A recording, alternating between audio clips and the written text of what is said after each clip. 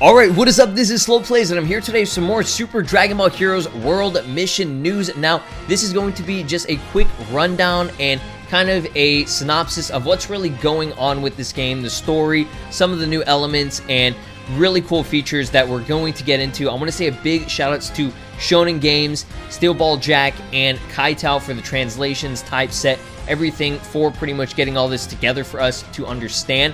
So I'm going to have all this kind of scrolling on screen so that you guys can kind of read it for yourself, but I'm going to give you guys a general breakdown of what's really going on in the game. So the story apparently follows the character Beat. As you guys know, Beat is the main male protagonist of the Super Dragon Ball Heroes and just Dragon Ball Heroes series in general. So basically, he's entered this new town called, I think, Hero Town or Hero City or something like that. It's a pretty generic name, but hey, you know, this is Dragon Ball Heroes, so it makes sense that they're just going to go with something, you know, just for the sake of creating this town. So this is a real world sort of experience. You know, they're not in the realm of Dragon Ball, even though he looks like, you know, a freaking Dragon Ball character. But yeah, this is in the real world, and he's in this new city and everything, and he meets up with the Great Saiyaman 3. So apparently the Great Saiyaman 3 is like a real life dude, like he's a real life character in this, you know, new hero town and everything, and he's apparently the charismatic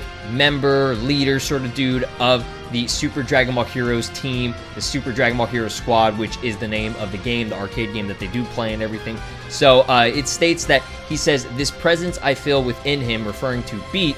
What in the world is it? So apparently he sees something within Beat. You know, he sees like the hero within him, and he sees a lot of potential. He's like, you know what? We're gonna have this dude join our crew. So I guess he, you know, just recruits him, and that's how you're in for this like awesome like new journey with this dude. And you know, it's just so cool seeing like this new Great Saiyaman design. He's got like this crazy like baton blade sword thing. I don't even know what it is. It looks amazing, and he's like a cross between Iron Man. Like it's like an Iron Great Saiyaman. That's what it looks like. And we don't know who this character is at all. There have been no hints on it. You know, I know people were saying, oh, it's Goten, you know, GT Goten or Dragon Ball AF Goten or something like that. And I mean, that's a fan-made series. That would be funny if they actually did that, but I mean, this is real life, unless they decide that they're going to have like Dragon Ball characters in real life. Wouldn't that be a twist? Like just straight up like, oh, this whole time you were actually in the Dragon Ball world. But basically, the cards actually break out into the real world. So the games and everything about this is becoming, you know, something that comes into full fruition in the real world. And as you can see in the screenshot, you see the Great Saiyaman 3 blocking freaking Final Form Cooler, and it's just like insane to see like what is happening right now, dude. So yeah, the evil found within the card game breaks out to disrupt the real world, and I guess you gotta, you know, save them and stuff. And you know, it's just really cool seeing all this stuff. The Great Saiyaman 3 apparently reveals how to battle in his stylish tutorial and everything. So you have to go through the tutorial, and he's like, oh yeah, this will strengthen you and make you better, you know, the basic stuff. So that's pretty much like the, you know, beginning of the game. He recruits you, you know, like I said, he sees something within your character Beat, and you're able to go on this journey with him. So it's just really nice to get this concept, you know, being, you know, for the Nintendo Switch and everything, for like a new game, just like a little bit more of a backstory. In the other Dragon Ball Heroes games, we didn't really know what was going on. Now that we, you know, finally have these like translations and stuff and seeing what's really going on in the real world, it's a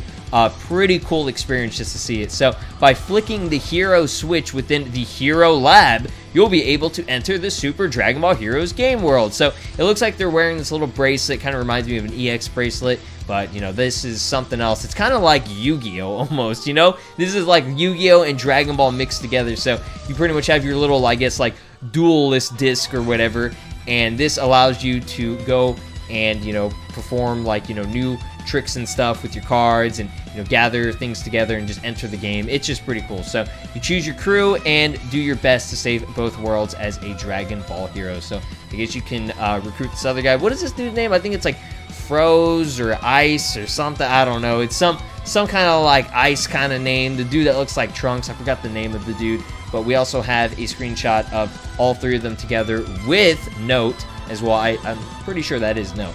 But we're going to get into something that is really cool, a new feature within this game that has never been before seen for a Dragon Ball Heroes game, or any game in general that I've seen, you know, related to, you know, the RPG sort of style for Dragon Ball games and all that stuff. So basically, for the first time in this game, you will be able to obtain accessories that contain special attacks. So you can customize your favorite characters with your favorite special attacks. So, for example, right here it's showing you can get Trunks, okay?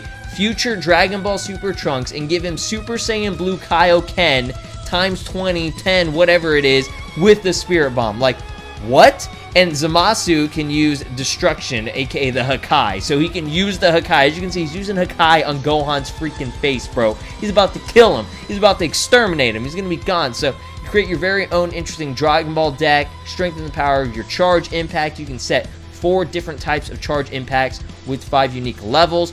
Basically, what this is each type has its very own strengths and weaknesses, so choose carefully. You have attack, defense, balance, and gamble. So the gamble is going to, I guess, be like that kind of stuff where it's just like, okay, you know, it's going to be random, I guess, maybe all over the place. Balance is the opposite of, obviously, gamble. It's going to be, you know, completely balanced and equalized. Defensive, and, you know, pretty obvious, and attack, obvious stuff. So there are a lot more ways to edit and strengthen your deck. Speaking of more to do, as mentioned on this page, there's a lot to do when creating your perfect mission. So you can even restrict the amount and rarity of played cards. You can even set Super Dragon Ball Heroes theme song to listen to, and I guess change the music, which is pretty cool, and choose between 5 different rewards. So it's a lot of information to digest. I tried my best to break it down for you guys as much as possible, and, you know, with this, you know, just like the scans and everything going on.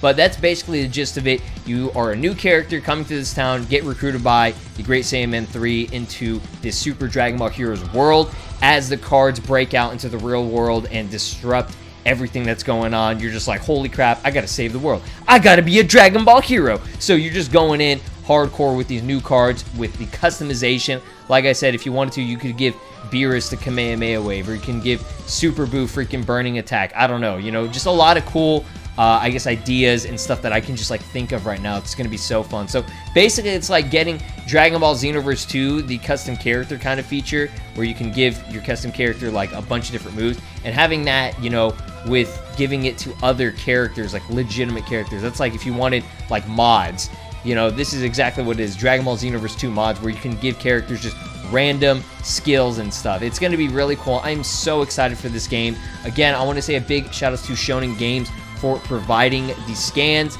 The translations were by SteelBallJack, and the typeset, you know, for the fact that we can actually read all this, was from Kaitou. Hopefully I am pronouncing that right. So hopefully you guys enjoyed this little video. I want to do more stuff like this on the channel here, and if you guys like it, I will definitely hit you guys up with more content regarding, you know, news updates and explanations and breakdowns for certain characters and stuff. So hopefully that was a nice little explanation for now at the time being.